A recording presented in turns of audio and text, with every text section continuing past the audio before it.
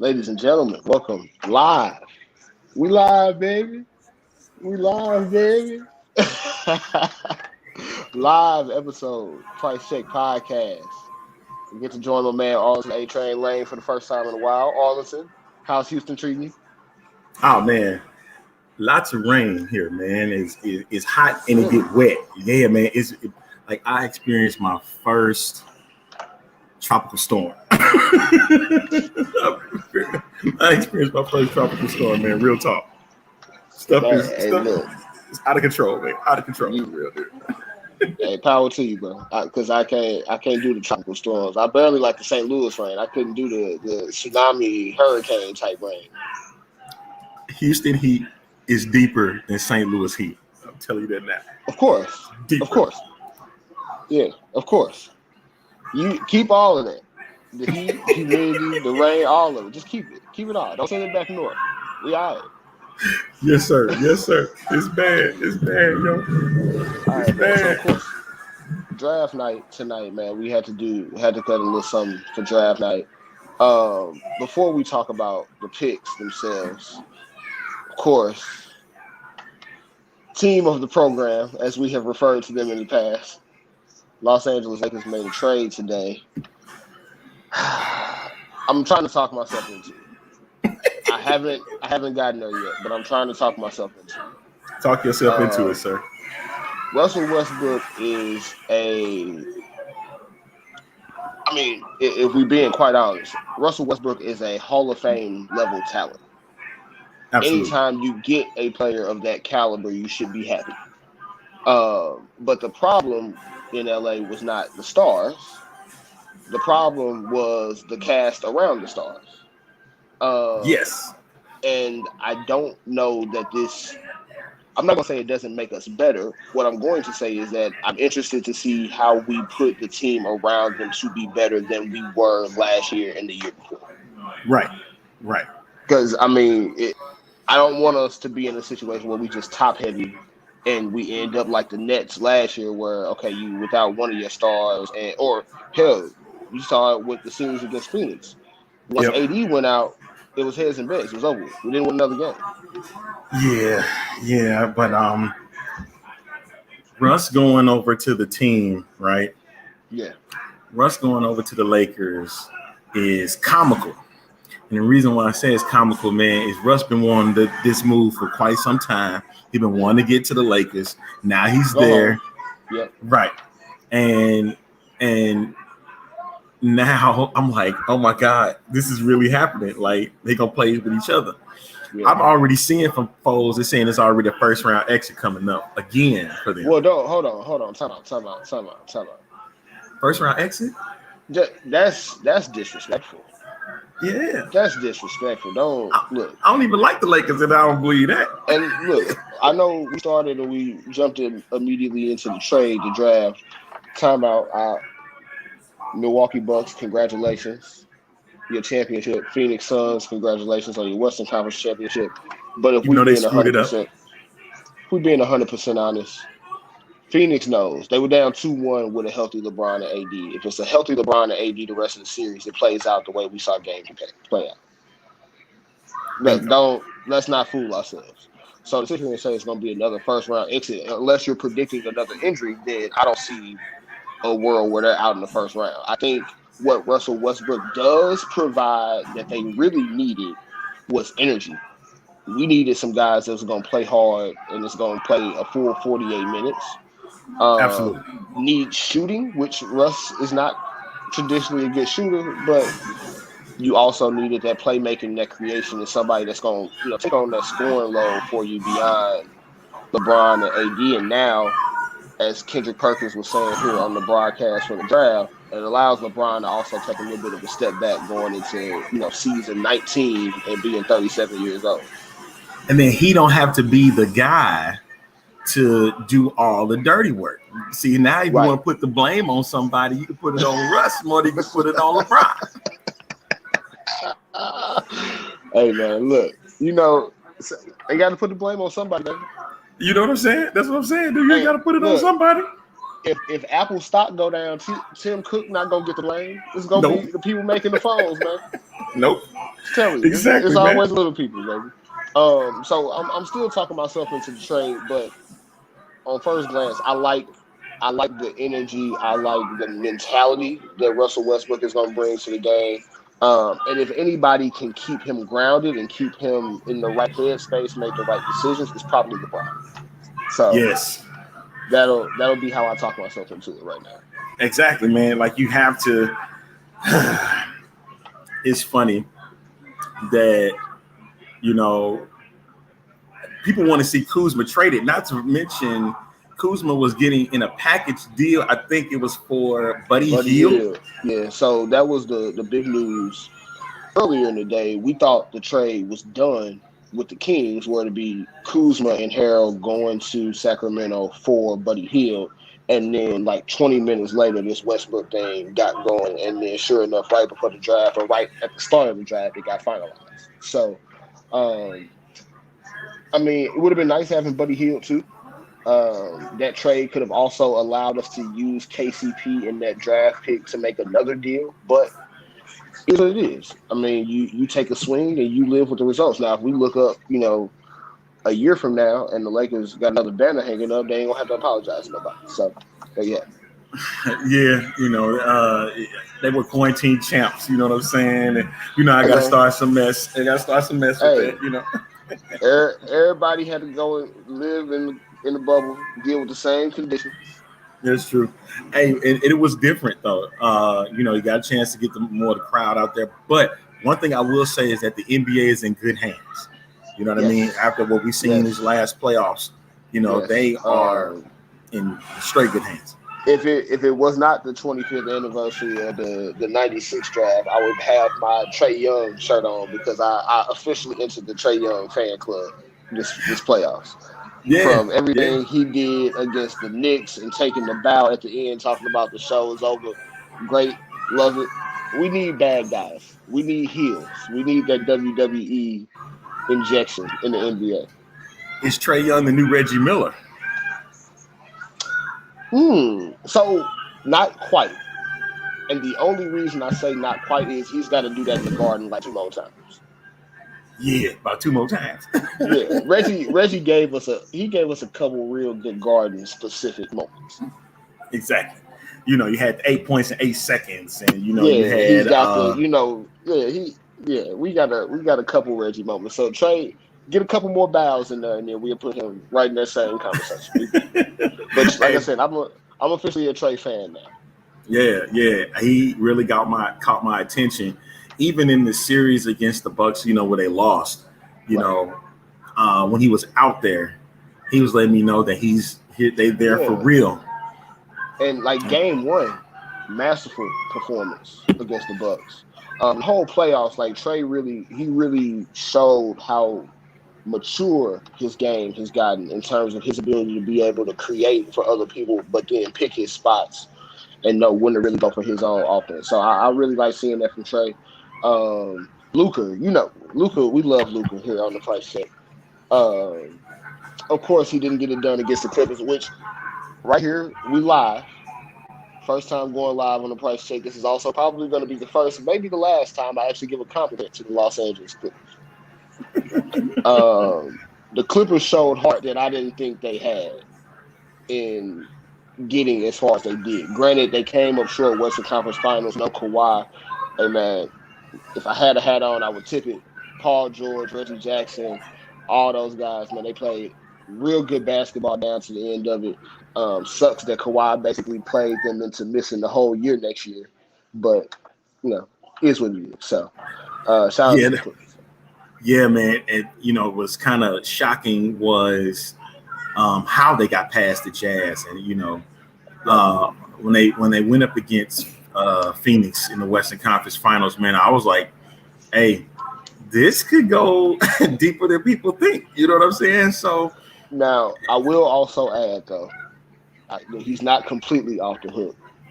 Paul George, I this is more personal to me than just his overall play because he had a hell of a playoffs. I got to give him his credit, but specifically in the Jazz series, I want to say it was game. It might have been a closeout game. I was at FanDuel Sportsbook. For those of y'all who are familiar with the St. Louis area, you drive across the water over in Illinois. They got the sportsbook and the horse racing track. So got a chance to legally place some wagers, and missed out on quite a nice payday thanks to Paul George not taking one more three and making it. So I had him to make three and then go over 30 points. He had 28 points and 2 threes. If he hits that other three, we win money. So Paul George, you still on the hook for me, then. You still on the hook, man. Hey, don't take it out too much on him, man. No, it's okay. We still got next season. It's okay. But all right. Long story short, you can't always trust Paul George with your playoff. That's all. No doubt about it, man. But kudos again to the Lakers. I mean, the Clippers for getting as far as they did. And thanks LeBron for taking a break for us. Yeah, because we got a chance to see some of the other teams. They got to do some work. And to be honest, the league really needed that.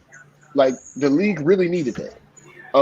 They needed to see Luka really, go up against the Clippers again. They needed to see Donovan Mitchell have a little bit of a coming out party in the first round. They needed to see Ja Morant go off the way he did in the first round. Trae Young, we already talked about. Giannis is at the mountaintop right now with 50 piece. And shout out to Giannis also because he got me hip to that Sprite and lemonade combo at Chick-fil-A. So whenever I go to that Sprite, lemonade, no ice, baby. That's the drink choice. We gotta find a real freaky greeky name for it since he the one that created that. Because I never had nobody introduce that before until him. So.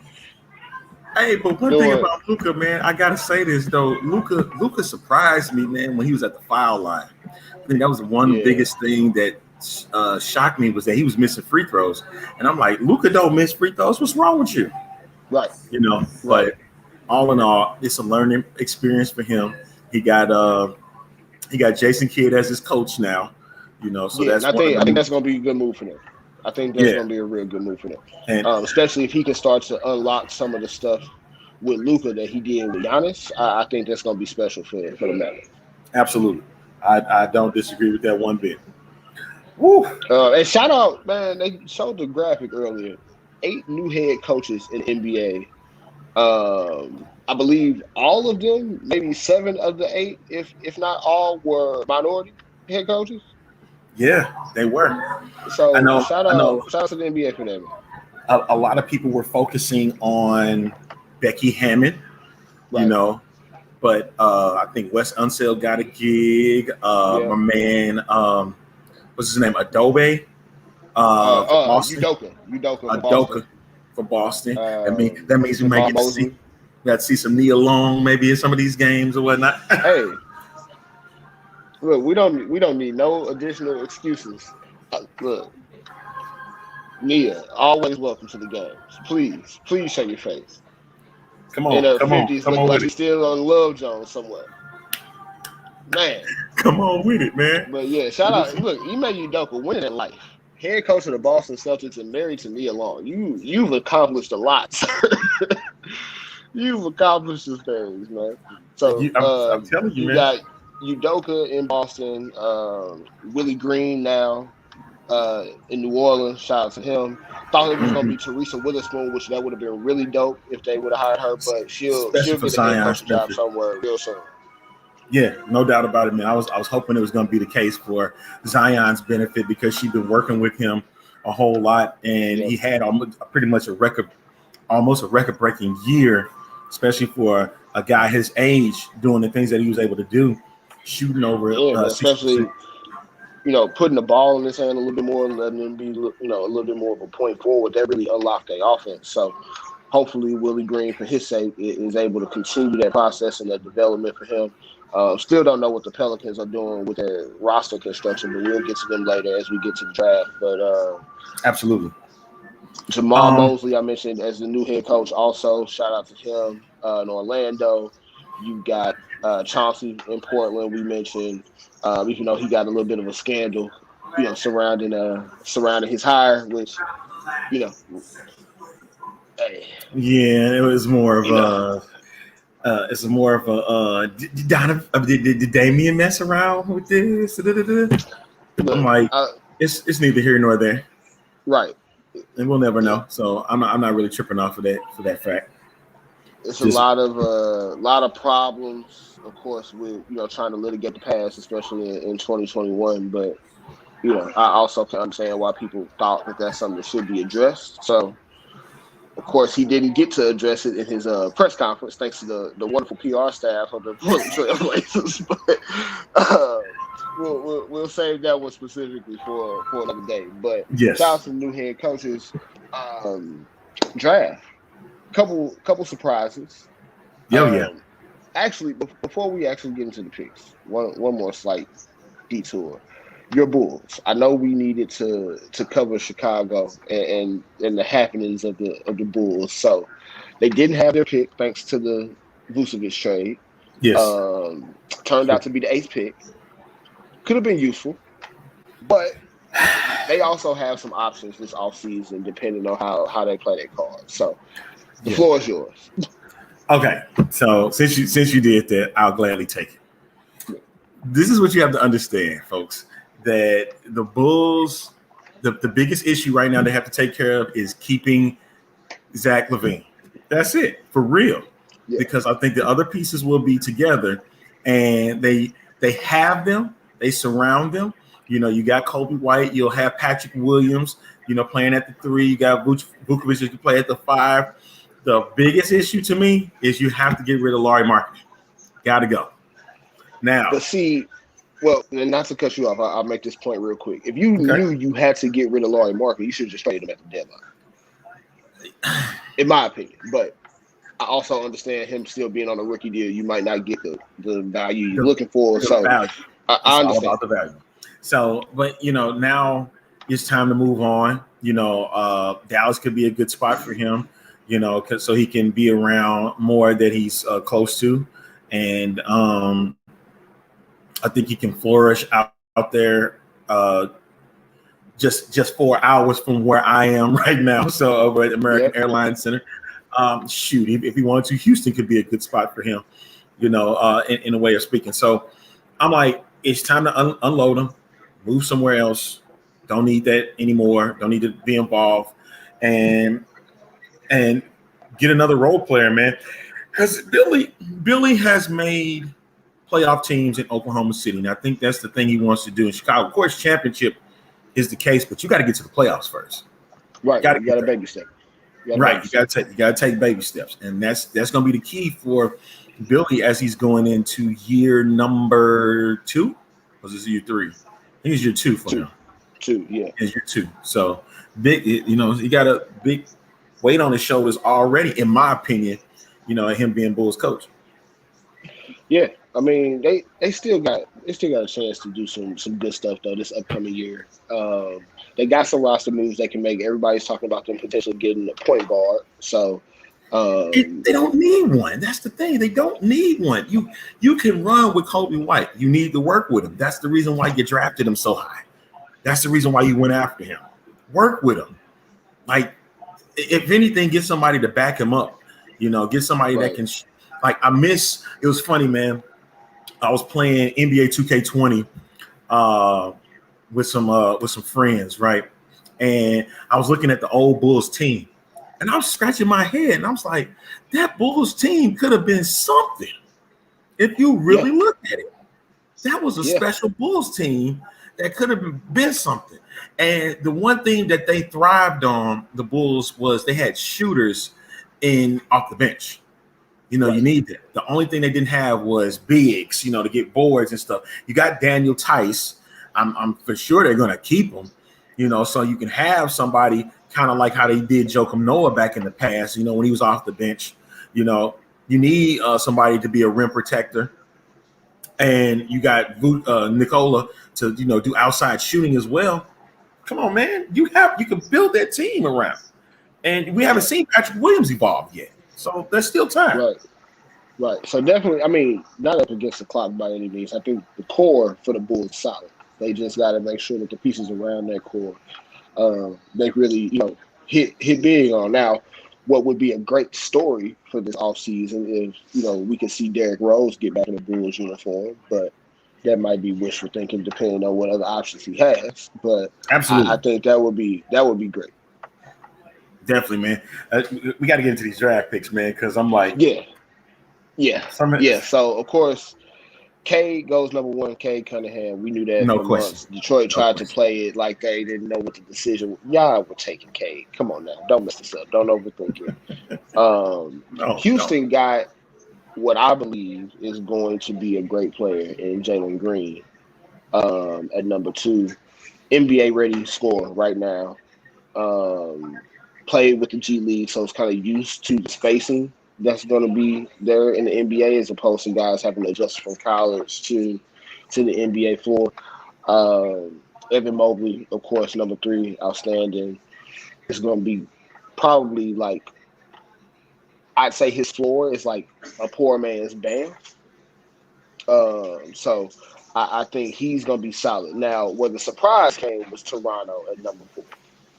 Oh, with Scotty Um, Barnes over Jalen Suggs.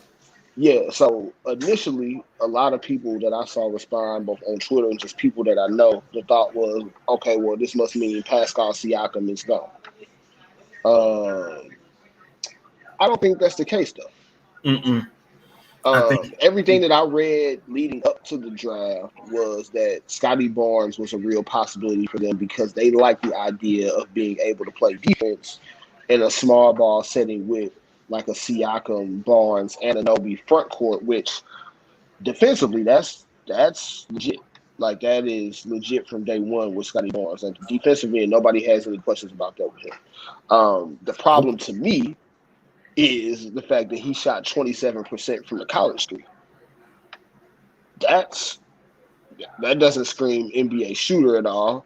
And if you have Ananobi, Siakam, and him on the court at the same time, you're going to have two like knockdown shooters, which I guess the other guard is going to be Van Fleet. So they're going to have a real knockdown shooter at the other guard position. Which maybe they bring back Gary Trent, maybe they bring back Norman Powell. Who knows? I don't know, but um, they'll have to keep some shooting around. But I like the pick overall in terms of what their outlook is. yeah. I guess what I'm looking for, Scotty Barnes is a 6'8", 225-pound guy, just like Patrick Williams is over in Chicago. So they Yep. had the same kind of build, and you would think they kind of same kind of player, but like you said, didn't shoot so well from three. And I'm pretty sure he's going to work on that aspect of Of his course, game if of he wants course. to be uh, somebody special in the league. And Toronto saw something really special with Barnes, so that's why they picked him up. And a lot of Right. people saying Pascal is gone. I think that's going to be his saving grace for real. Like he's Yeah. now that he In a got the lot of pick, ways. Pascal's going to be working his if he listening or anything, he need to work his tail off for sure. Because Yeah. if that doesn't work out, then of course Scotty Barnes is going to be the guy. Yeah. Point For blank. sure. So this should help him. Going into the new season. I'd actually be interested to see what the Raptors could get in a trade for Pascal Siakam because I'm not quite as high on Siakam as No, you haven't been. maybe That's one thing I've learned, I've never doing this really show. been super high on him. But at the same time, like it's about so a lot of what perception is about an NBA player or how people respond to their name being brought up in certain conversations. It's really about the role that they're in, right? When Pascal Siakam was in the 2019 playoffs and the 2019 finals, where he could be, maybe the second, third scoring option next to Kawhi. He could be the guy that's guarding like the second, third scoring option for the other team as opposed to having to guard the top guy. He was great. He was overqualified for that role. But when them lights get a little bit brighter and that number three and number two goes off and you got a number one over the top of your head, it get a little tight. And some guys can't handle that the same way. And that might not have been the situation for him. I think if obviously they're gonna have the ball in Fred Van Fleet's hands a lot. He's gonna still be a go-to scoring option. But I would be interested to see one what they try to trade him for if they were to try to move him, and what the actual return is because I don't know what the perception is of him around the league. I know the Warriors were in talks to potentially get him. Um, I don't know what they would have gave up to do so. Apparently, Wiseman would have probably had to be in the trade, which I understand, but I don't know what Yeah. else you do. What else you add to that? I guess maybe Wiggins to make the contracts match up. But even then, are you adding picks to Wiggins and Wiseman for Siakam? Because if I'm the Warriors, I would argue that I shouldn't have to. Yeah, I I mean, would think Wiggins and Wiseman is enough. you speak of trading picks. That happened a couple days back with Memphis and I think New Yes. Orleans. Yeah. And Which we'll get to New Orleans. I do have to give Memphis some kudos here. Even though Zaire Williams was not the guy that I thought they were taking with that pick. And quite honestly, I thought if they really wanted Zaire Williams, they could have just kept 17. But I also know, just having seen their track record over the last few years, they don't really miss with their draft picks. At least in recent years, anyway. Of course, we got Hashim Thabit from some years back that they won't ever live down. That's Memphis. You know what I'm saying? Memphis Memphis has missed at times. Of course, they got John Morant. Able to keep him at I think it was the number 2 pick. So even with that, New Orleans, they got Swing Cash over there. She shout out to Swing. She ain't no slouch. You know what I'm saying? So no she slouch, knows. But I don't. So the only problem that I had with the trade from New Orleans' perspective is I still don't know what you're doing in terms of what's your goal going into next year. You paid Steven Adams and actually gave him an extension last year. You brought in all that money last year in the Drew Holiday trade when you could have just got like Al Horford and George Hill and been able to flip them after the fact, for which was less money to take on in the first place. Now, you move off the contracts, great. You're trying to open up cap space for like a Kyle Lowry, somebody like that. There's no guarantee that you're going to be able to get that type of player. So, like, you're New Orleans, you're not LA, you're not New York. Like, nobody's itching to go take the Pelicans money, even with Zion.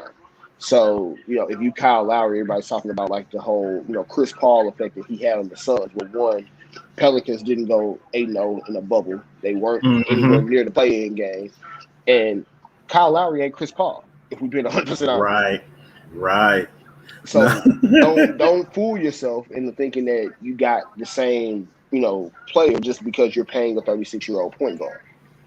Right. And even with this Chris Paul ordeal that you just mentioned, I felt like this was it for him. Like he won't get another chance at participating in the NBA Finals unless, going to the Lakers is out. So that it looks like he's going to remain in Phoenix for sure. But it's going to be a tougher climb for him, because I'm like, man, like this is his opportunity. And then he just, in those last 3 games, just disappeared, man. And I was like, it had to be something mentally.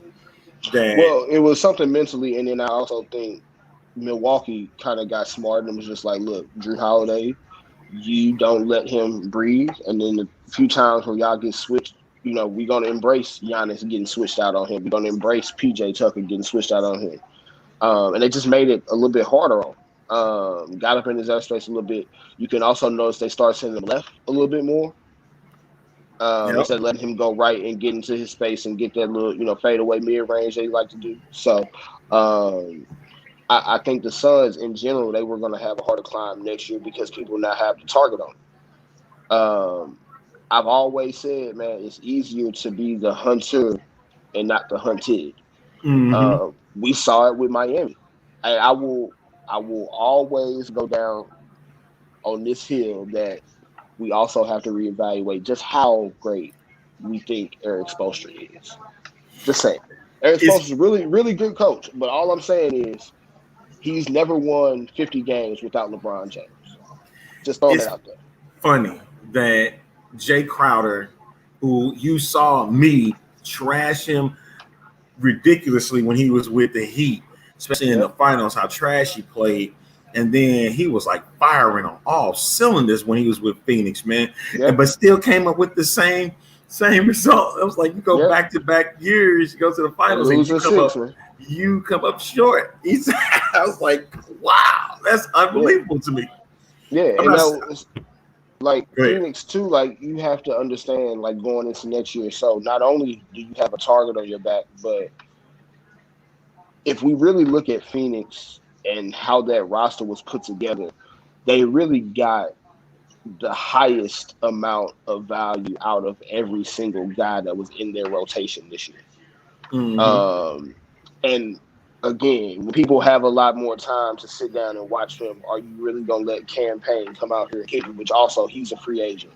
Um, are you gonna be able to find a legitimate backup big to put behind DeAndre Ayton? Because that was also a problem in the finals. Was once he actually got into foul trouble, you're playing Jay Crowder at the 5. Yeah, but that's because Sark went down and he tore his ACL. Once he went down in game 2, that played a huge part in the True. their second unit. Now, this kind of flip side of that question though, do you trust Sarge to be your backup center though? Like, if you really want to win a ring, is Sarge going to be your backup center? I don't think so. No, but at the same time, you kind of saw within it that Frank Kaminsky was not really ready to go. To be the guy to True. come off the bench for DeAndre Ayton when he got in trouble because he didn't play a lot of minutes. So, but you're supposed to be ready at all times when your number's called, but he wasn't. And Right. Sark was the guy that was doing the job. And then when he went down, boy, it really did kind of change the series, especially because if you look at it from a second unit standpoint, it changed. You had to depend on Cameron Payne a lot, especially when Paul went down. Yes. You had to on Cam Payne, but Cam Payne is buckets though. I wish he was that way when he was in Chicago, but Right. that's neither here nor there. My thing is, you was dependent on him. Like, man, I need a bucket. Can you get it to me? Cam was like, all right, I'll give you whatever I can, and he was nailing them. But in the end, it wore them down.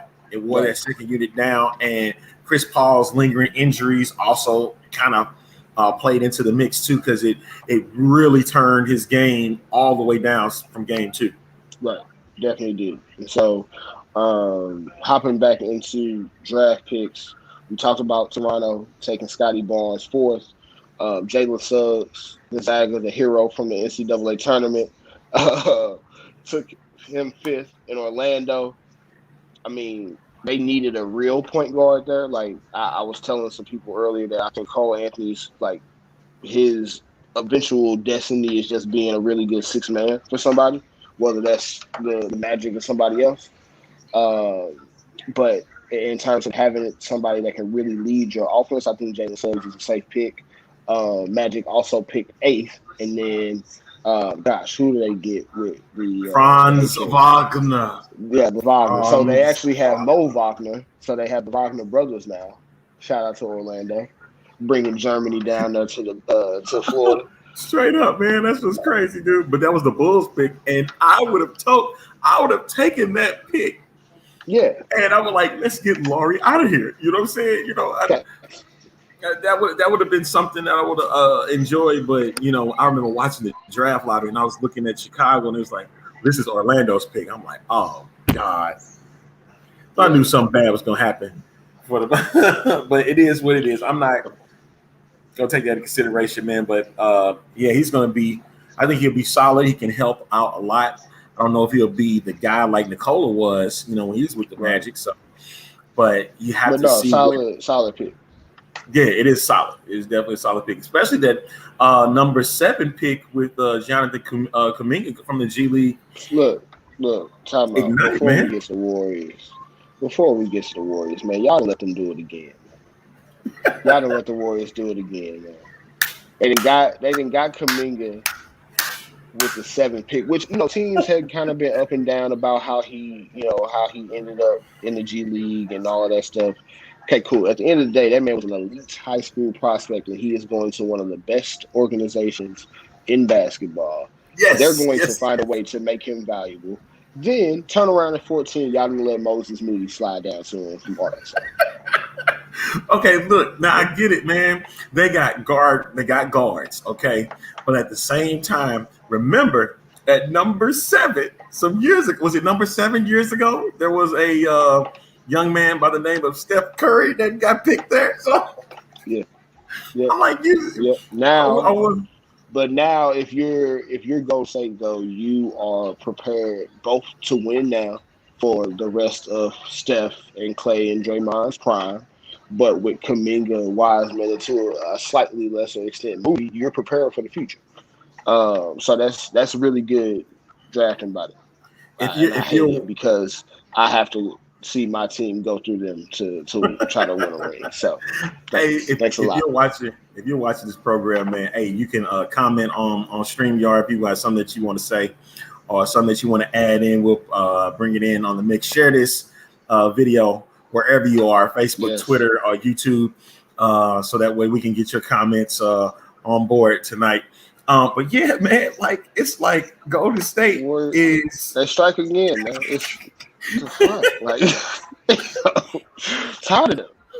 All right, now my thing is at number 9, I was a little surprised, and maybe I shouldn't be, with Davion Mitchell being picked up, from Baylor. It's a solid guard, but I'm No, you like, should be. You should be. What like the Kings? They just took Tyrese Halliburton last year. They have right? De'Aaron Fox. Yes. You don't need to spend a top 10 pick on a third guard. Yeah. Like I'm like, what are you doing? And I'm sitting back and I'm like, who made this decision? Did Luke make this decision, or did they? Or I don't is know. this Joe? Is this Joe Dumars again? I'm like, Look, what? tell him something, Joe. Like, look, Joe. If Joe's making the pick, get him out of here because I think that they could have gone a couple different ways with that pick. But I mean, Davion is a solid player, like you said. Like, was it Big 12 Player of the Year, or was he National Defensive Player of the Year? And if I'm not mistaken, he won most outstanding player at Baylor. When they won the national title. Shout out to Baylor University for that. Right. Shout out to them. I'm like, yeah, that kind of threw me for a loop though. But I'm pleasantly surprised by Michael Jordan and Charlotte Hornets when they got James Bouknight from Connecticut. That's a steal. Yes, indeed, man. That's a steal. Like he could have went 6 to Oklahoma City. So I thought he was, and then they took Giddey, the Australian kid, which apparently he's like a really, really good playmaker. I haven't gotten a chance to see him play a ton. Some YouTube.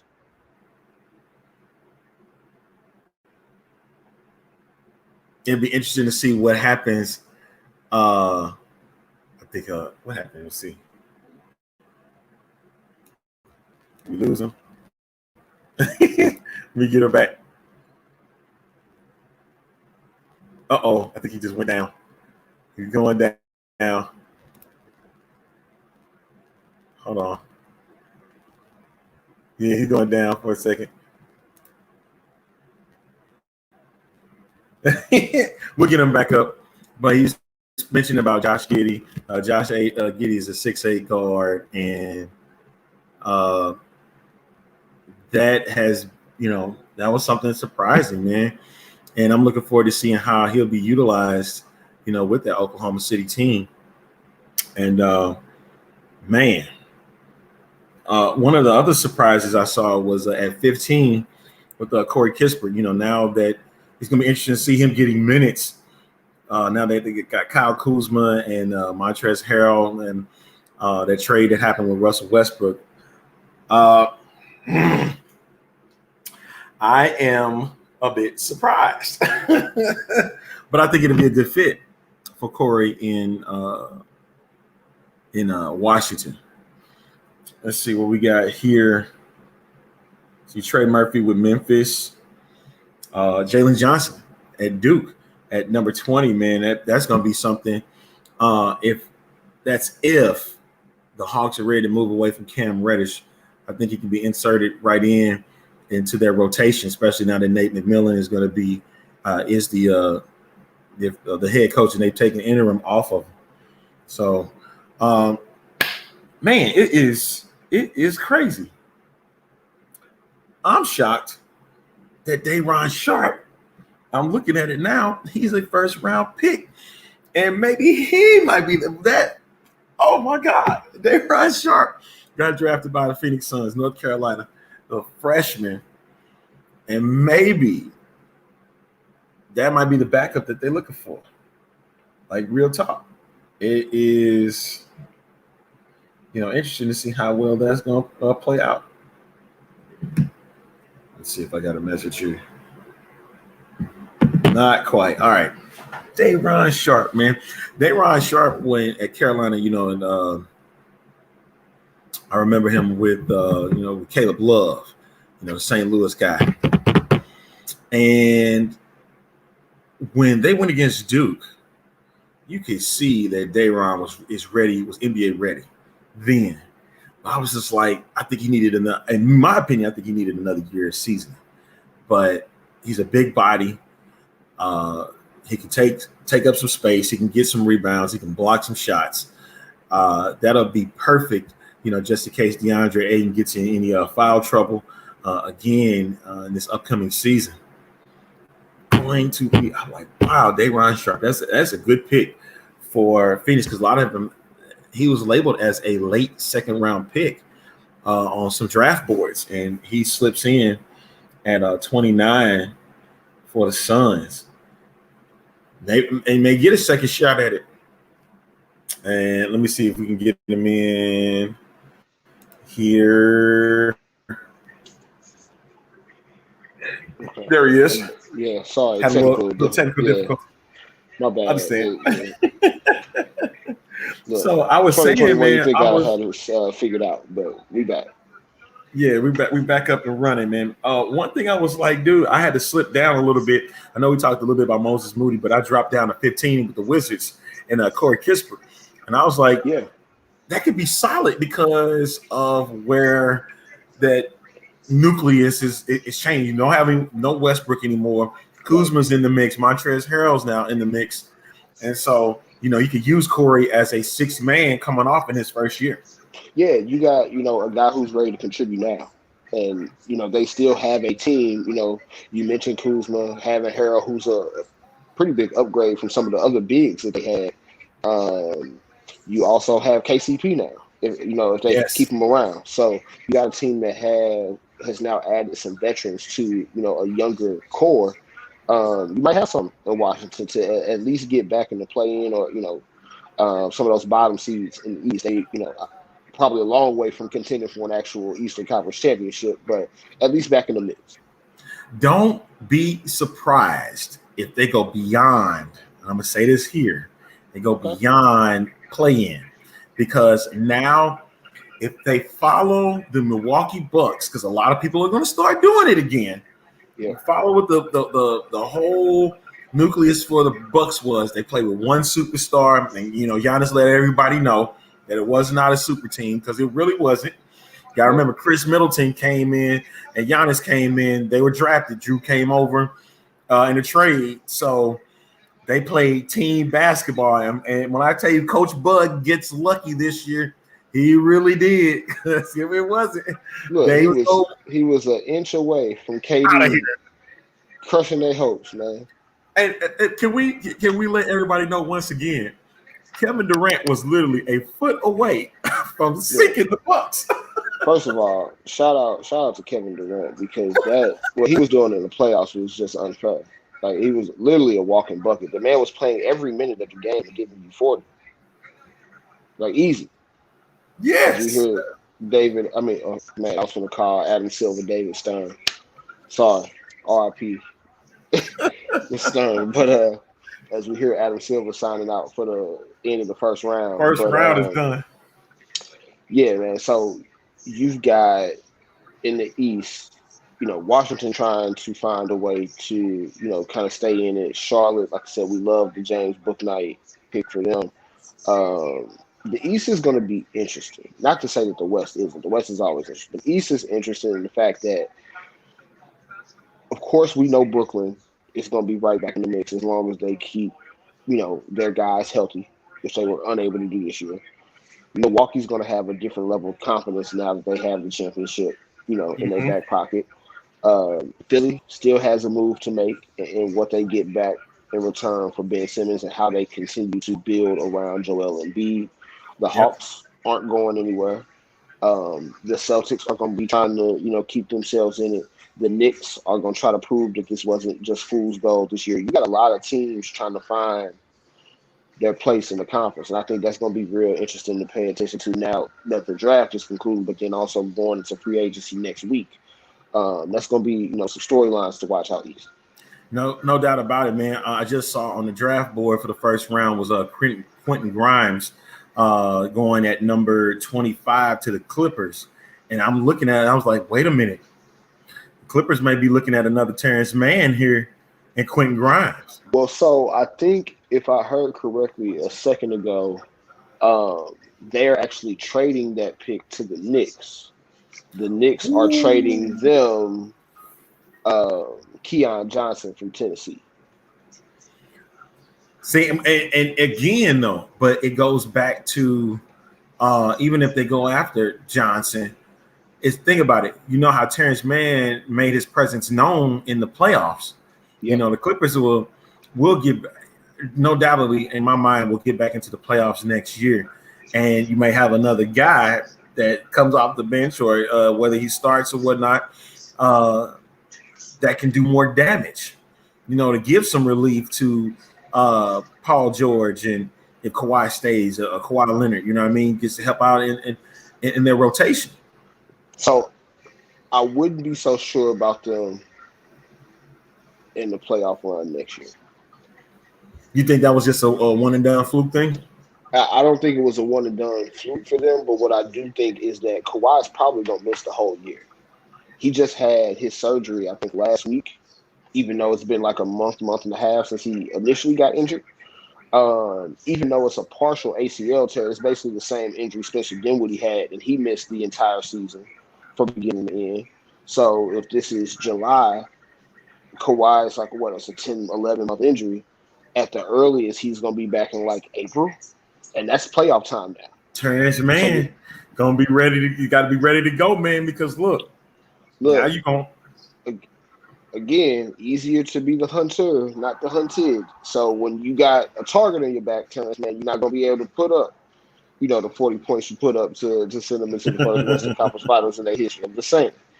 So, you got to, and, we were talking about the East a second ago. The West is going to be just as tough. You got a lot of teams out West that believe they're playoff teams. You've got, Memphis, Golden State, those teams that were, kind of in that play-in range that believe they're going to be higher next year. The Clippers are probably going to take a slight step back. The Suns might take a slight step back. The Jazz might take a slight step back. You'll have the Lakers potentially back healthy and then now having Russell Westbrook. Theoretically, you'll have a Denver Nuggets team that's probably going to be getting back fully healthy towards the end of the season next year.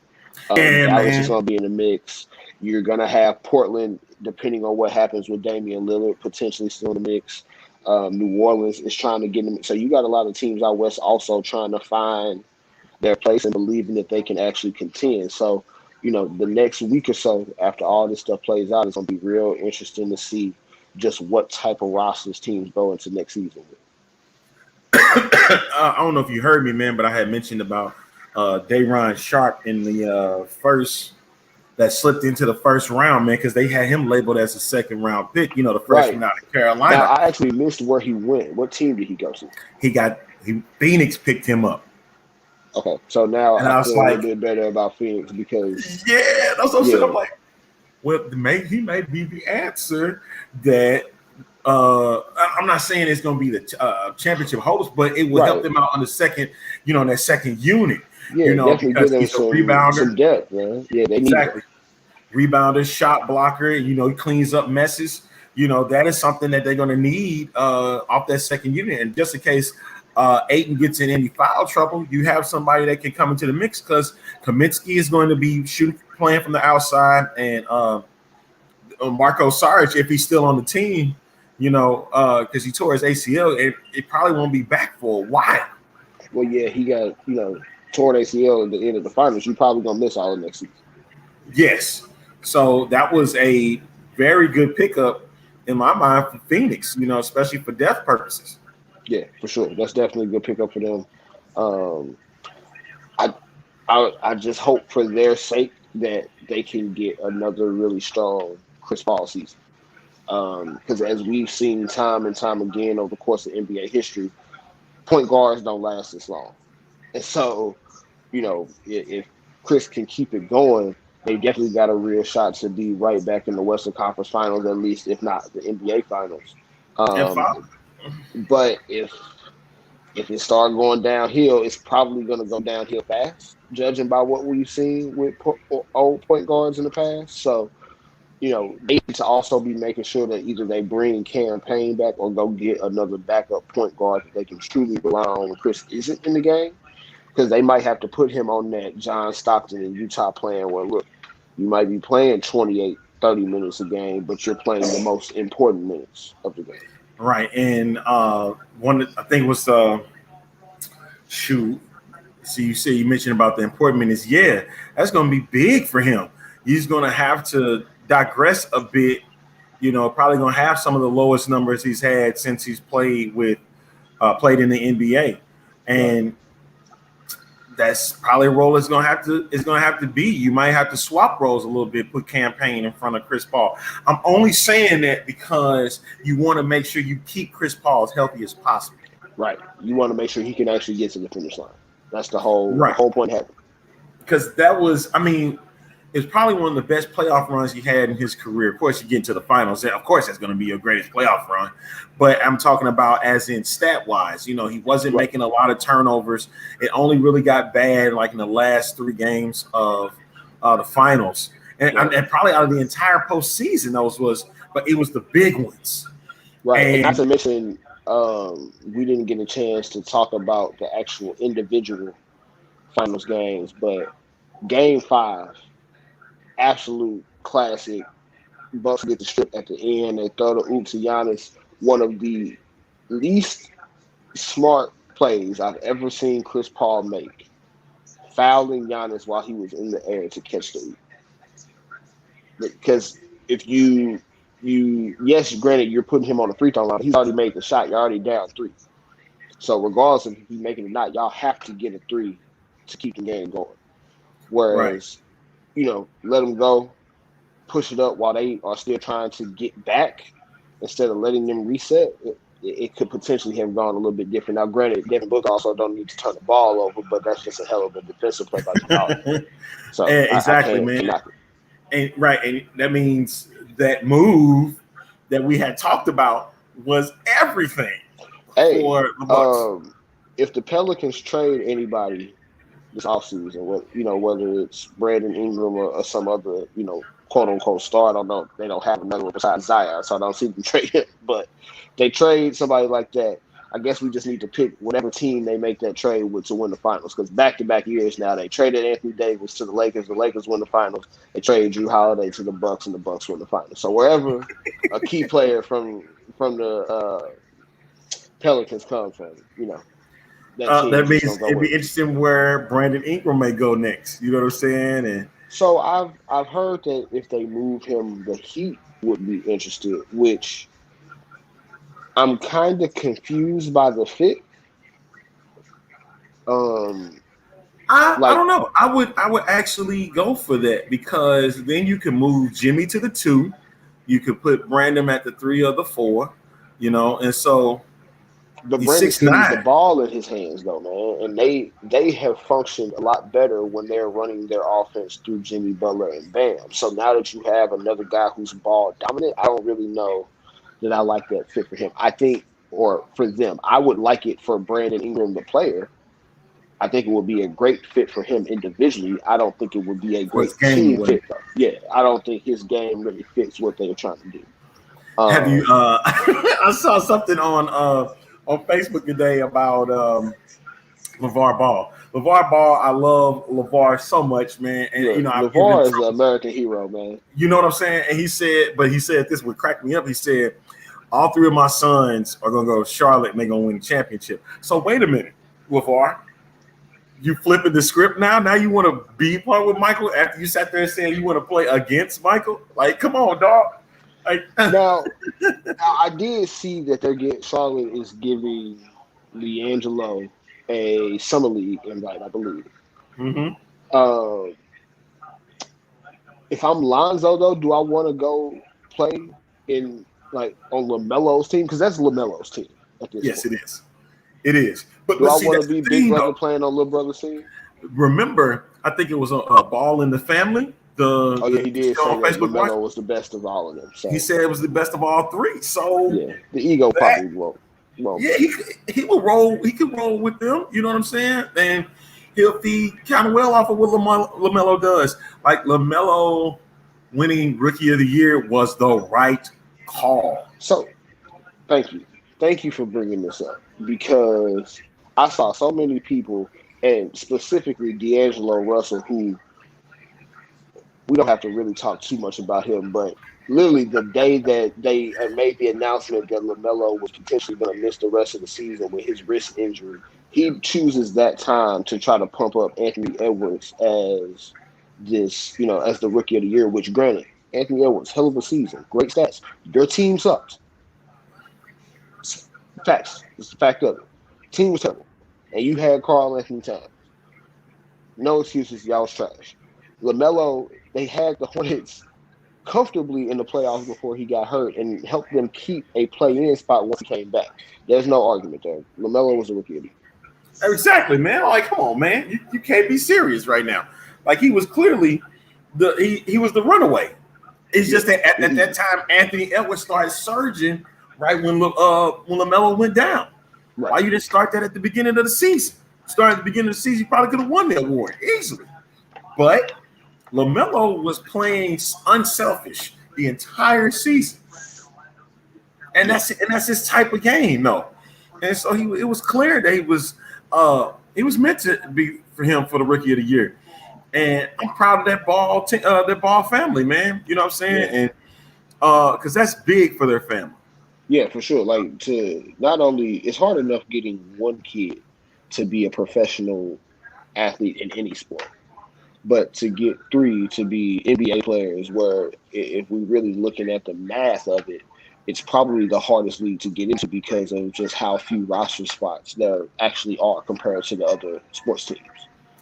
Can we stop getting mad at LeVar's antics? Because he's gonna be LeVar at the end of the day. But even the people that are mad at LeVar's antics, they need to be mad at like ESPN, FS1. They didn't have to put LeVar on TV. Nope. They kept doing it. LeVar could have been saying this at his house in Chino Hills by himself with nobody listening. Yet y'all put him on TV because y'all thought it was going to drive y'all ratings. Now people are revolting against LeVar when, in all actuality, LeVar is just being his son's biggest fan. That's all. Exactly, man. And then y'all get mad at him, but his sons is getting success. I'm like, I want my dad to talk crazy like that about me. Man, look, I don't have any doubt that my father loves me, but at the same time, I wish my dad loved me the way that Ball loves his kids. You know what I'm saying? But that's neither here nor there. All I know was it was a great pickup, and Charlotte did it again with James Bouknight. You know, that could give LaMelo some help. You know, especially I think they're about to lose Devontae Graham, so they might need that extra guard. Whether he's coming off the bench or starting next to him, who knows? I'm imagining they'll still start Terry Rozier next to LaMelo, but we'll see. Yeah, definitely. And I know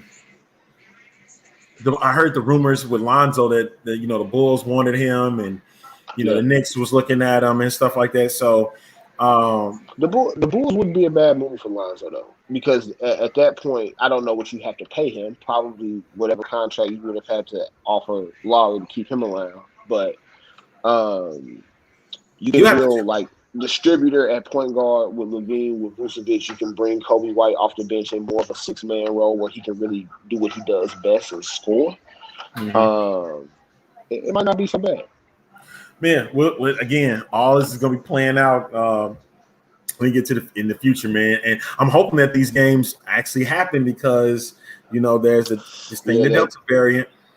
Yeah, the Delta variant getting ugly out here, man. So hopefully we get a good, we actually get to see Summer League. We actually get to see an NBA regular season come October. But, draft night has actually been somewhat intriguing, man. Of course, the Lakers trade kicked everything off. But, actually, the Memphis and New Orleans trade kind of kicked things off a couple days ago. But, right. A little bit more drama today with Westbrook going home.